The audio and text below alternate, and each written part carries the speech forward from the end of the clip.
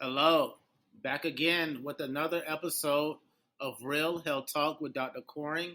My name is Dr. Coring. I am a board certified internal medicine physician who is passionate about educating patients and common folks such as yourself regarding health topics that are centered around wellness.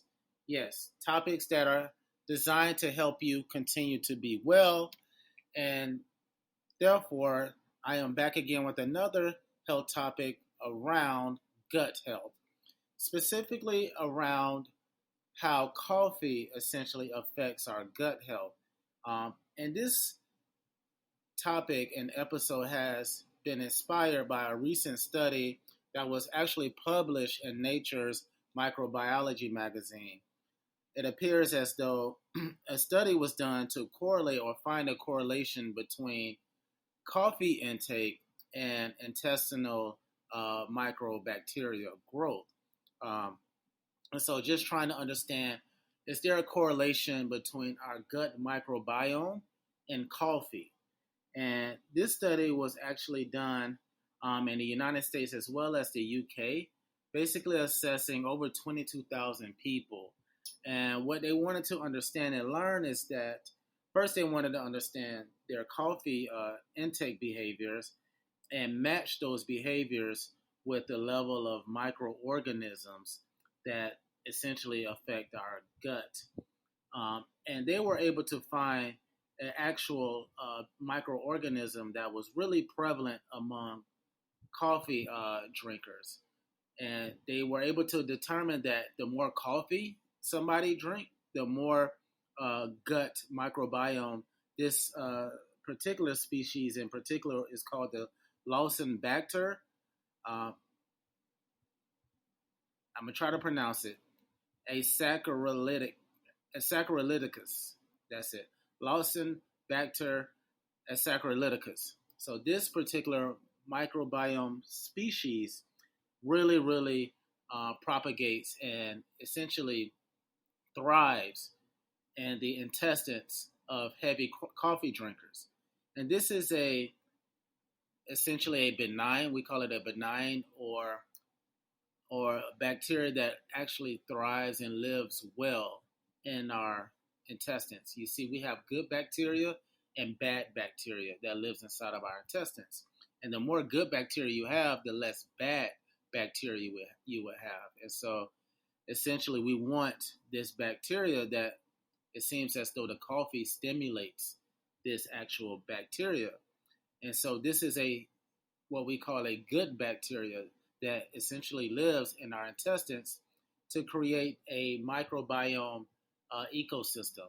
And so we want a microbiome atmosphere within our intestinal tract. Why? Because it helps with various things as far as our gut microbiome. It helps with digestion. It also helps with absorption, which also helps with digestion. It helps with metabolic, any metabolic syndromes like diabetes, for example. It also can help with obesity, for example. It also can help with high cholesterol uh, as well. And so essentially, the more of this bacteria, which creates a healthy microbiome within our intestines, the better your gut health would be. And so, therefore, this study is basically saying the more coffee somebody is drinking, the more they will have this actual species of microbacteria within the intestines or the GI tract, which essentially can lead to wellness, better health. So, what are the benefits essentially of having this bacteria to reside? And so, just to understand, your gut microbiome consists of trillions of microorganisms, mainly bacteria, but viruses exist there and fungus. And each species has the potential to interact with the other species. And so, therefore, there's some mutual benefit. And so, as our positive or healthy gut microbiome species it continues to increase, that's going to allow for the bad bacteria to decrease. And so it essentially creates a healthy environment. And so it's encouraging to know that if you are a regular coffee drinker, then you would naturally start to have this actual gut microorganism that resides in your intestines. It's going to, based on this study, you're going to have an increased amount, which, based on this study, can lead to some health benefits. And so it's said that heavy coffee drinkers, or people who even drink coffee at least 3 to 5 cups a day, has a strong association with the L. saccharolyticus microorganism. That's the gut microbiome that we're talking about. It seems as though this microorganism is 6 to 8 times more abundant in coffee drinkers compared to non-coffee drinkers. And so therefore coffee drinkers have a high amount of this actual microorganism. And again, what is the benefit?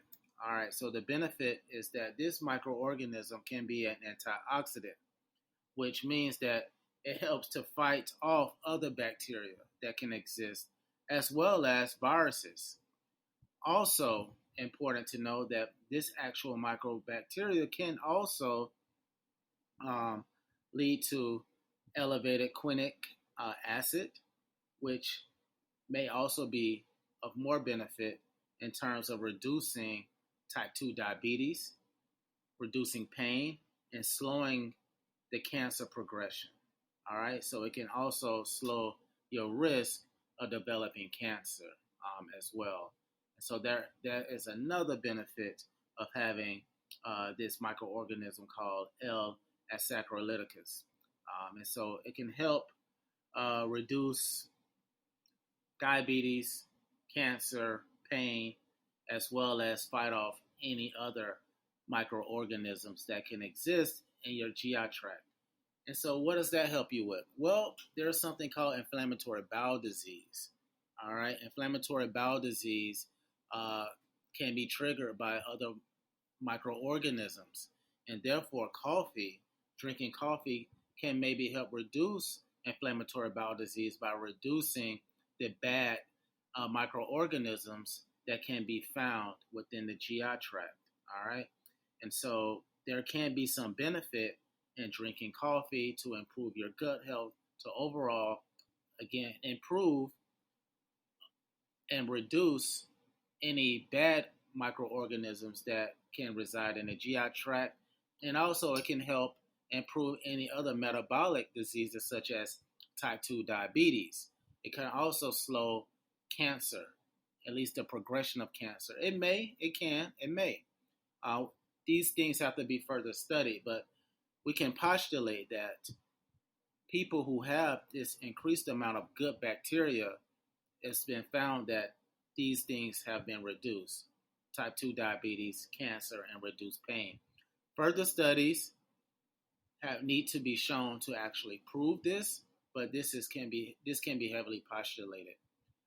What can be proven is that this is an antioxidant, this bacteria, which can help at least alleviate other bad bacteria that can be found in your GI tract, such as bacteria that's associated with inflammatory bowel disease and other bowel diseases that are associated with bad bacteria, such as C. diff, for example, Clostridium difficile, which is a bacteria that mainly affects the GI tract.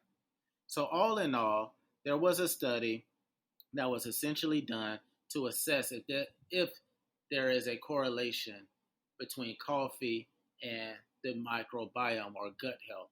And it was shown, this study, that there is a positive association with coffee drinking and your gut health, meaning that increased coffee drinking or increased coffee intake can also cause better gut health, specifically increased amount of L.